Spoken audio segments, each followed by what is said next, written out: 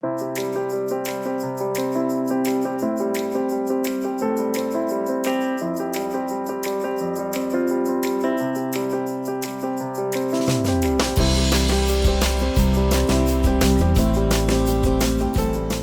bona tarda. Comencem el taller que hem titulat Gladiatòria. Ens presentarem. Jo soc la Gemma Puigvert Planagumà, soc professora de Filologia Llatina al Departament de Ciències de l'Antiguitat i de l'Edat Mitjana de la Universitat Autònoma de Barcelona i juntament amb els companys d'aquesta Olimpíada Júnior formem part de l'equip Argó de Llengües i Cultures Clàssiques. Doncs jo soc la Marta Oller, bona tarda també a tothom, i juntament amb la Gemma Puigvert us presentarem aquest taller, tot i que jo soc de Filologia grega en aquest mateix departament que la Gemma. El primer que hem de fer és presentar-vos els objectius que ens hem fixat. Els objectius prioritaris són tres. Primer, diferenciarem els tipus de gladiadors, també les armes que els caracteritzaven. Tot seguit, confeccionarem una panòplia de gladiador traci i, finalment, us convidarem a disfressar-vos i a participar en el concurs fotogràfic d'aquesta Olimpíada Jove. Per poder dur a terme el taller que us proposem, necessitareu un seguit de materials que veieu en aquesta diapositiva. El més important de tot és disposar de dues cartolines grans de cartró, preferentment que siguin de color daurat, bronze, però també un color marró funciona, veureu que jo ho faré amb un color marró. Un full gran de goma eva, preferiblement també de color marró o que vagi a joc amb la cartolina que hàgiu triat. La goma eva és aquest tipus de cartolina molt fàcilment doblegable, que veureu que serà molt important per al taller que farem. Necessitareu també tatxes, una capsa de tatxes que ens serviran per a subjectar els diferents elements de la panòplia. Necessitareu també dos gots de plàstic o dos pots de iogurt i us explicarem per què. Ara ho veureu una mica estrany, però us explicarem per què.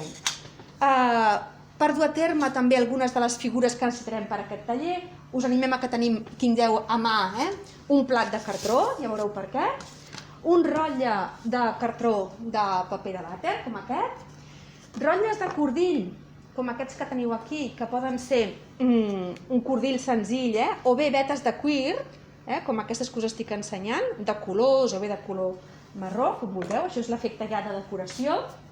Evidentment, tisores per tallar, un regle, també, cinta adhesiva, veureu per què, cola d'enganxar de tub i després retoladors per decorar. Si esteu treballant amb cartolines metàl·liques, recordeu que necessitareu un retolador permanent, perquè si no se us escorrerà tota la pintura. D'acord? Això és el que necessitarem per poder començar aquest taller.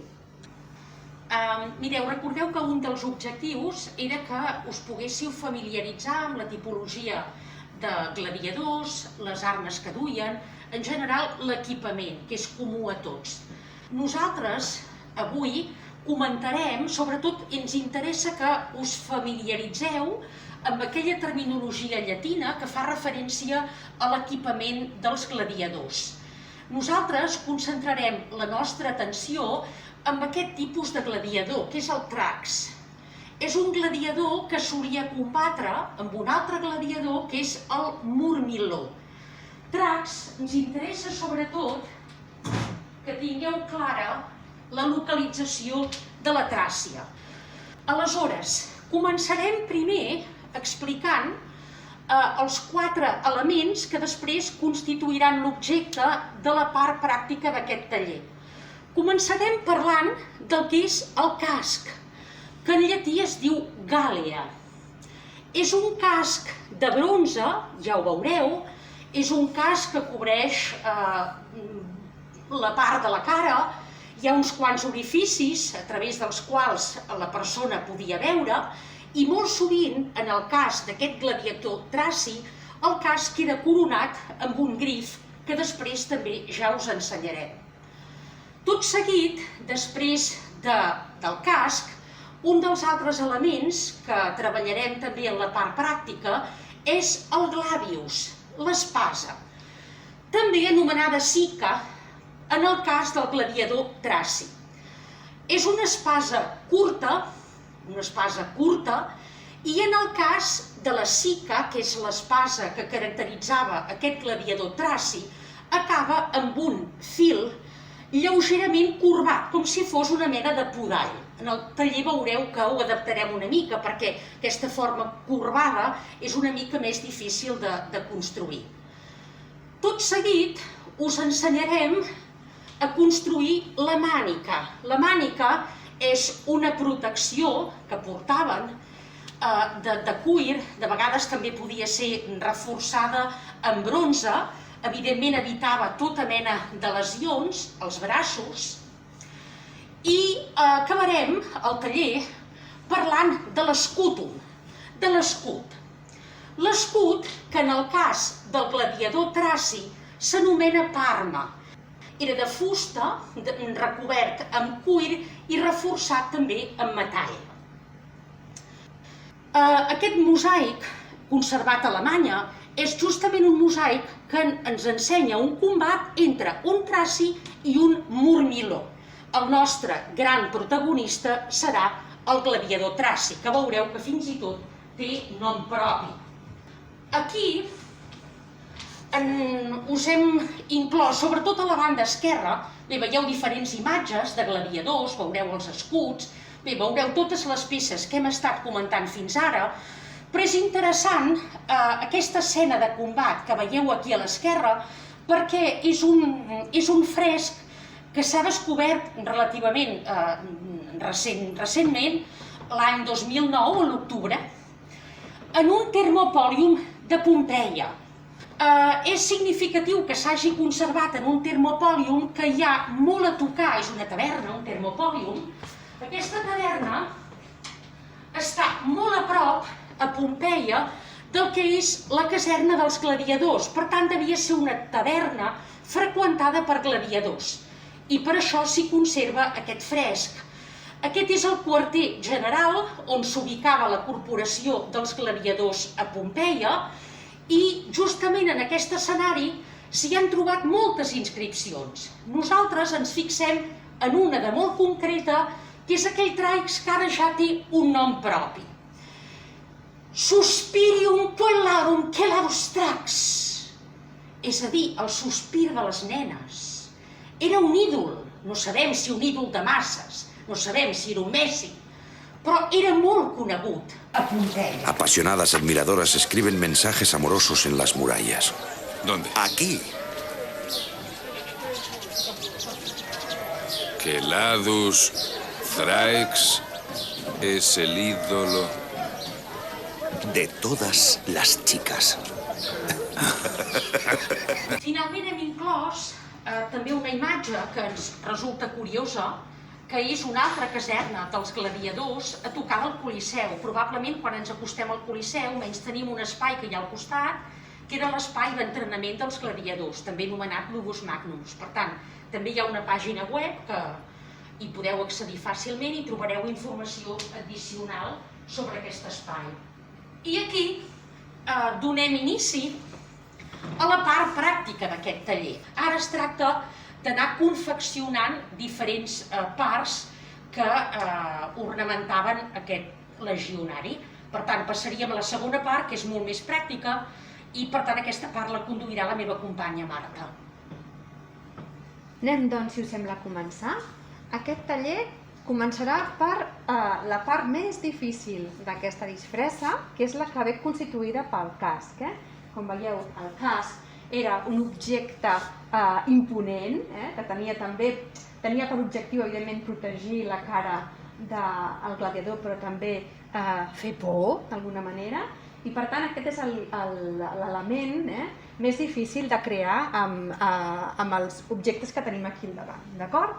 A veure, per començar a confegir aquest casc hem de tallar, en primer lloc, la goma eva fent dues cintes, d'acord? Una, més o menys, d'uns 5 centímetres, 4-5 centímetres, d'acord? Primer tallarem una cinta de goma eva aprofitant tot el llarg d'aquesta cartolina de goma eva, que ja veureu que és molt, molt fàcil de tallar i de manipular. Per tant, no representa cap dificultat. Una vegada hàgiu fet aquesta cinta, al llarg, diguéssim, en talleu una altra, més o menys de les mateixes dimensions, pel costat més curt de la goma eva, d'acord? Fixeu-vos que aquesta goma eva que jo tinc aquí, aproximadament pel costat llarg fa uns 40 centímetres, i és el que necessitareu per fer la volta del cap. Val? Si agafeu una goma eva més curta, potser no us arribarà al cap. Per tant, calculeu uns 40 centímetres per la part més llarga per poder fer tota la volta del cap. D'acord? Una vegada tinguem aquestes dues cintes tallades, agafarem aquest plat, i el plat ens servirà bàsicament de model, per fer una semicircunferència dins de la goma eva. Així. Aquesta semicircunferència que haureu dibuixat, la retalleu amb tisores. Jo ja les tinc retallades, d'acord? Per anar una mica més ràpid, perquè si no, això s'allargarà molt. Aleshores, anem a confegir la base d'aquest casc. Com serà? Agafarem la cinta llarga, la curta, i hi posarem aquí una tatxa. És molt fàcil de perforar, no representa cap dificultat, només que feu una mica de pressió ja quedarà fixat. Per tant, veureu que és molt fàcil tenir la primera fixació d'aquest casc. Ara anem a fixar la part del davant del casc i aprofitarem que fixem això per posar-hi també aquesta estructura, aquesta semicircunferència, que ens farà ja l'efecte d'un casc, d'acord? Llavors mirarem d'agafar-ho tot, més o menys que quedi la semicircunferència centrada. Amb això ja tenim feta l'estructura bàsica del casc, d'acord? Sí? Deixem de moment aquesta estructura així i anem a mirar ara com farem aquest sistema que teníem de visió amb foradets. Us proposarem dues coses diferents. La primera, que s'apropa més al traç, i l'altra, que s'apropa a altres formes de casc que tenien com una mena d'estructures molt sortides per protegir els ulls. Anem a començar per aquesta, que és més senzilla, d'acord? Per fer aquesta estructura necessitarem la cartolina que haureu preparat prèviament, d'acord? És una cartolina molt gran, és important que l'agafeu gran perquè haurem de fer diferents coses amb aquesta cartolina, aleshores ja la tindrem per fer. Què farem? La partirem per la meitat, d'acord? La partirem per la meitat, i la retallarem per aquí al mig. Ara retallo aquesta, tot i que jo tinc preparat, però perquè veieu, Una vegada tingueu retallada així per la meitat, el que haureu de fer és doblegar pel mig la cartolina, així, i farem en un dels costats dels plecs un tall, així, més o menys pujant uns 8 centímetres, una cosa així. Què farem amb aquest tall? Mireu, doblegarem així, a banda i banda, intentant reproduir en paper, evidentment, aquestes proteccions que tenien en el coll, que s'aixecaven així i que protegien d'alguna manera dels cops el coll. Farem, per tant, aquesta i per aquí al darrere també, així. Així.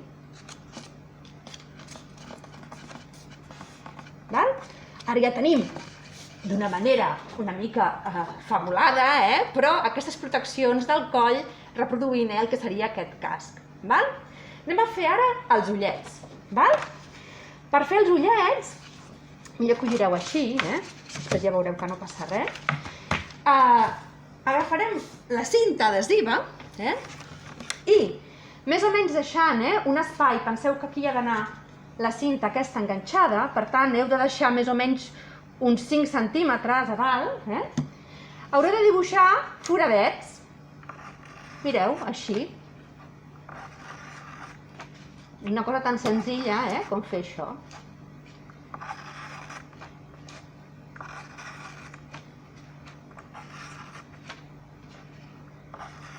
I aquí al costat farem el mateix.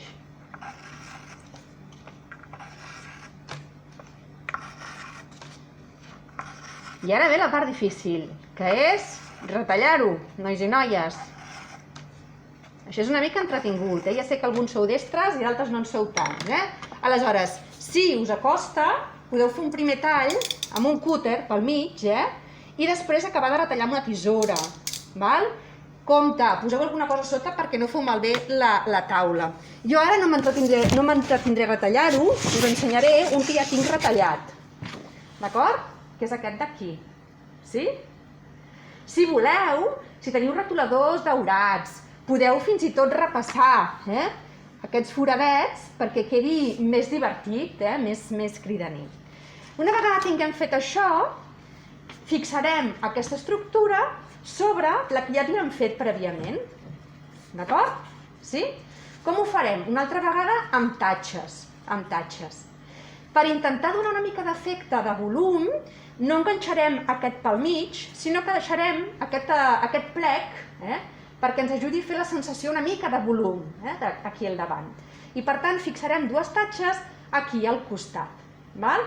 Compte, perquè la cartolina sí que costa una mica més de foradar, per tant us aconsello que agafeu una xinxeta, que a les aules segur que en teniu tots, partint sempre que aquest és el centre, el plec és el centre, i feu més o menys això. Com que les tatxes són decoratives, en podeu posar tantes com vulgueu, perquè queda xulo.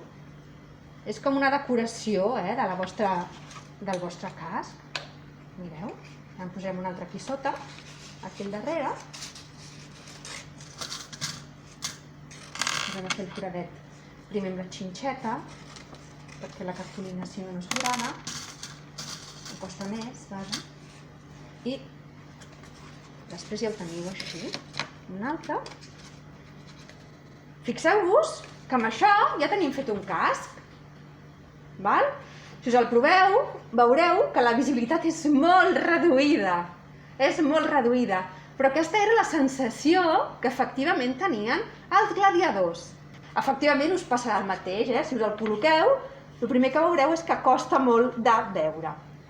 Què hi falta aquí? Falta una cosa. Què hem dit que hi faltava encara? La Gemma us ha explicat que a l'amunt duia un grif, sí? Doncs farem un grif ben senzill, Es tracta només que agafeu la cartolina i dibuixeu un grif, Aleshores feu un grif, al cap d'un grif, i poseu 2 pestanyes a baix, com aquestes, i senzillament ho enganxeu aquí al damunt pot ser amb un celo, sense més, d'acord? Amb això ja tindrem fet la primera part, que és, com us he dit, la part més difícil. Ja veureu que heu vist que es fa ràpid, només és una qüestió d'anar seguint les passes. En farem aquí dalt, aquest grif. I ja tenim un casc de traci amb un grif a dalt. Sí? I ara, aquest és el casc fàcil. Us ensenyarem a fer un casc una mica més complex, però que també té la seva gràcia. Aleshores, si algú de vosaltres s'anima a fer aquest casc amb els protectors dels ulls sobresortint, com tenien alguns d'aquests cascs de gladiadors, doncs també ho podeu fer. Com ho farem? Mireu, deixarem aquest casc aquí al darrere. El punt de partida és el mateix, és a dir, farem que aparti coses, agafarem mitja cartolina, com hem fet abans, la doblegarem pel mig, així, i farem també un tall aquí baix, fent un plec, un altre plec, un plec i un altre plec, intentant reproduir els protectors que duien per al coll. Ho girarem, d'acord? I aleshores més o menys a una distància d'uns 8 centímetres, farem dos forats que en aquest cas tenen uns 8 centímetres de diàmetre, d'acord? Jo ho he fet amb un compàs, he agafat un compàs i he fet dos cercles i els he retallat. Per què serveixen aquests cercles? Aquests cercles serviran per a posar-hi, per enganxar-hi, dos gots o dos pots de iogurt. Val? Sí? Com ho farem per fer aquests pots de iogurt? Fixeu-vos, amb un cúter foradar, ojo amb això, si no sou molt traçuts, feu la forma senzilla, perquè aquest requereix una certa traça, per no fer-se mal, vull dir jo, per no fer-se mal. D'acord? Aleshores, una vegada tinguem això, es tracta de fixar aquests bases aquí amb telo. I per fer-ho farem una miqueta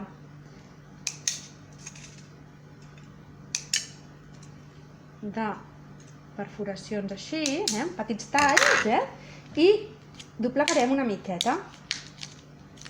Ja veureu que és suficient com perquè amb el celo puguem enganxar-ho a dins.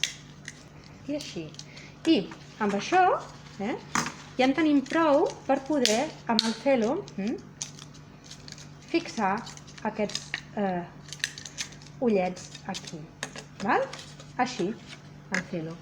Ara us ensenyarem un que ja està completament acabat. Aleshores, quan tingueu fixats aquests ulls aquí, els podeu pintar, és un plàstic, podeu pintar-lo amb daurat, amb el color que vulgueu. I el resultat serà aquest d'aquí, que veieu en aquest cas, aquí.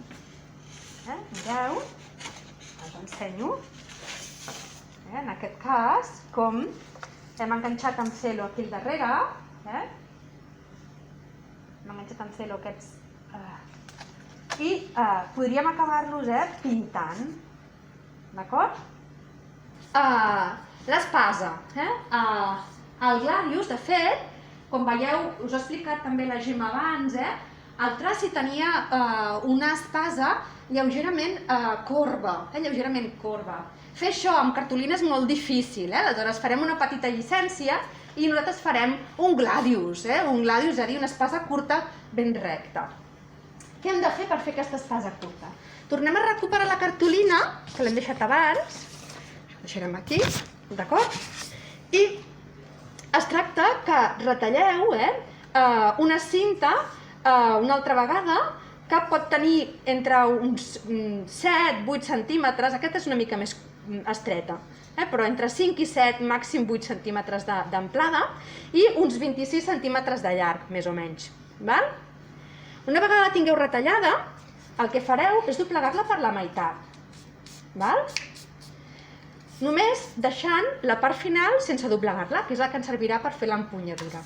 Quan tingueu doblegada per la meitat, amb unes tisores li feu la filada al final, talleu així en diagonal i us quedarà clarament la punta afilada.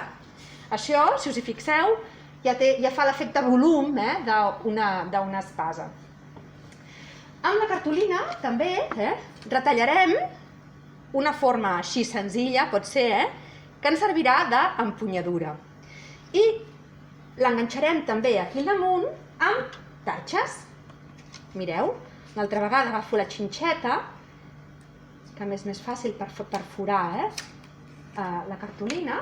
Mira, ara posaré tatxes més com antigues. A veure.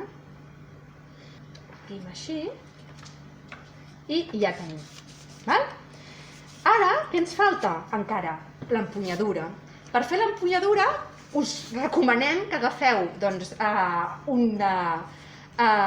paper de vàter, el rotlle que queda, la poseu aquí dins, i poseu una mica de cola, d'acord? I per decorar això, agafeu qualsevol cinta, de cuir, per exemple, vermell, o de cuir marró i aneu embolicant. Poseu aquí una miqueta de cinta adhesiva i aneu embolicant. Amb paciència, aneu embolicant. D'acord? El resultat ha de ser aquest, fixeu-vos. Aquí em vaig fer una jo amb un estil així com més antic, no? Amb una corda, ben bé. Això, aquesta cartolina d'aquí, que és una mica més rígida, és reaprofitant cartrons de casa, perquè veieu que és molt fàcil fer això, amb qualsevol cosa funciona, d'acord? I podeu fer la decoració tant de l'empuny com pròpiament d'aquestes tatxes d'aquí, com vulgueu, i podeu fer decoració, cadascú una miqueta en funció de la seva creativitat. Anem a continuar fent la mànica. La mànica és aquest braç de cuir que protegia l'extremitat allà on duies el gladius o l'espasa. La farem amb goma eva perquè ens interessa que tingui una certa flexibilitat per adaptar-se al braç. D'acord? Què farem? Doncs mireu, retallarem tot un seguit de rectangles de goma eva que en aquest cas tenen uns 7 centímetres per 10. N'he tallat aquí 5, però això evidentment anirà en funció de la llargada del vostre braç. Si teniu un braç molt llarg, us caldrà una mànica molt llarga. Si teniu un braç curtet, doncs una mànica més curta. D'acord? Què farem en aquests casos? Les enganxarem, de manera que les 3 primeres posarem les tatxes per damunt. Fixeu-vos que el que faig és foradar aquí i enganxar. I vaig enganxant. Les 3 primeres les poso per damunt, així, i després les altres 2 les poso per sota. Per què m'interessa això? Perquè la mànica ha de cobrir l'espatlla i el colze, i d'aquesta manera aconseguim fer aquesta mobilitat. Us n'ensenyo ja un parell d'acabades, d'acord? Per poder subjectar aquesta mànica al cos, fixeu-vos que hi duien corretges. A la part superior era una corretja que anava per damunt del pit i es lligava, això és al revés, la llarga és aquesta, crec, sí, aquesta. N'heu de posar una de llarga, de corda d'aquesta, que vagi per damunt del pit i que es lligui una altra vegada aquí al darrere, i després us recomanem que en poseu, com a mínim, una a l'alçada del colze i una altra a l'alçada de la mà. Fixeu-vos que el que he fet és una cosa molt senzilla. He tornat a agafar aquesta cinta que tenia aquí de cuir, he fet un forat, compte perquè si estireu amb molta força la cinta de cuir es pot trencar la goma eva, s'ha de fer una certa cura. Passeu per aquí un forat, feu un nus i passeu per aquí. Però qualsevol manera que lligueu funcionarà. Fixeu-vos que aquí he fet el mateix, un forat, he passat les cintes i ho lligarem aquí al braç, d'acord? I amb això ja tindreu la mànica feta. Aquí en tinc una de marró, aquí en tinc una de negre, com més rústica, que també és divertida, amb aquestes tatxes més antigues, i que també queda molt, molt divertit, jo trobo. Una cosa molt senzilla, però que fa molt d'efecte, com si fos una mànica, realment. Ja per acabar, farem un scutum, d'acord? Com us ha dit la Gemma, l'escut d'aquest trax era més aviat tirant a quadrat i era petit en comparació amb els escuts que tenien altres gladiadors. Aleshores, tornareu a agafar la cartolina, aquella que hem deixat, recordeu que en teníem 2, per tant n'heu de tenir com a mínim, n'heu de conservar mitja segur, val? I la mitja cartolina ja ens servirà per fer un escut, d'acord? De fet, aquí us he posat un model. Què heu de fer primer? Una vegada tingueu la mitja cartolina, fer el dibuix que hi vulgueu al damunt. Aquest dibuix ens l'ha fet l'Agustí Alemany, un professor també d'aquesta casa, d'indoeuropeu, que li agraden molt les armes i ens va fer un escut, d'acord? Podeu fer-hi el disseny que vulgueu, amb palmes, amb retoladors de colors, el que vulgueu, d'acord? És molt important com subjectarem, com aguantarem aquest escut. Aquí en teniu un, que podeu veure per darrere, d'acord? Així, així i així. Amb això ens ha quedat una mica estret, hauria estat més bé que quedés una mica més ample com aquests, veieu? Com una caseta però més ampla, perquè la idea és que hi pugueu passar en una banda el braç i en l'altra la mà, fixeu-vos, en fer-lo. I això ja ens dona la subjecció d'un escut. Això és el que en grec normalment eren corretges, la paraula tècnica grega és pòrpax, el pòrpax, que són aquestes corretges que servien per aguantar els escuts per dins. D'acord? Sí? És important que feu primer el dibuix, perquè després, quan hàgiu enganxat aquestes peces aquí, us serà molt difícil de pintar per l'altra banda. I amb això ja tindrem tota la panòplia feta. Esperem que us hagi agradat i que us animeu a fer-vos una foto disfressats de Keladus Dracs. Moltes gràcies.